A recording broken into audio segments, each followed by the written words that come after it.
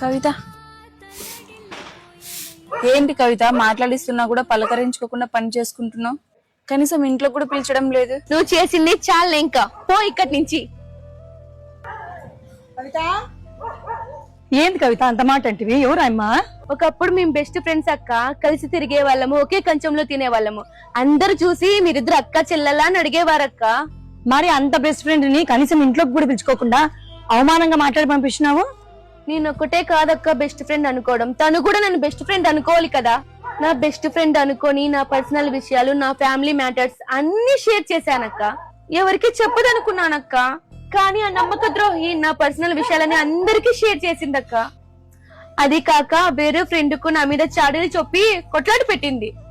ఇప్పుడు చెప్పక్క, అట్లాంటి దాన్ని ఇంట్లోకి రానిచ్చుకోమంటావా? మంచి పని చేస్తున్నావు కవిత. నీకు విషయం చెప్పేదా, అసలు ఎవరిని గుడ్డిగా నమ్మి నీ పర్సనల్స్, నీ ఫ్యామిలీ మ్యాటర్స్ షేర్ చేసుకోకు. నీతోనూ మంచిగా ఉంటారు, నీ శత్రువుతోనూ మంచిగా ఉంటారు. అవసరమైనప్పుడు గోడ మీద పిల్లలాగా అటు ఇటు దూకుతుంటారు. అట్లాంటి వాళ్ళని నువ్వు నీ లైఫ్ లోకి రానిచ్చి చాలా తప్పు చేసినావు. అందుకే ఎవరితో ఎంతవరకు ఉండాలో అంతవరకు మాత్రమే ఉండు. నాకు తగిన శాస్తి జరిగిందిలే. తన ఫ్రెండ్షిప్ ని నేను అవకాశంగా వాడుకున్నాను. ఒక బెస్ట్ ఫ్రెండ్ ని కోల్పోయాను. ఇలాంటి వాళ్ళు సమాజంలో చాలా మందే ఉన్నారు. నీకు ఆత్మీయుడుగా, నీ ప్రాణ స్నేహితుడుగా నటిస్తూ నీ పర్సనల్స్ ను, నీ ఫ్యామిలీ మ్యాటర్స్ ను అందరికి చెప్తూ హేళన చేసేవాళ్ళు. ఇలాంటి వాళ్ళను ఎంత దూరంగా ఉంచితే అంత మంచిది. మీకు కూడా ఇలాంటి సంఘటనలు జరిగితే కింద కామెంట్ బాక్స్ లో కామెంట్ చేయండి.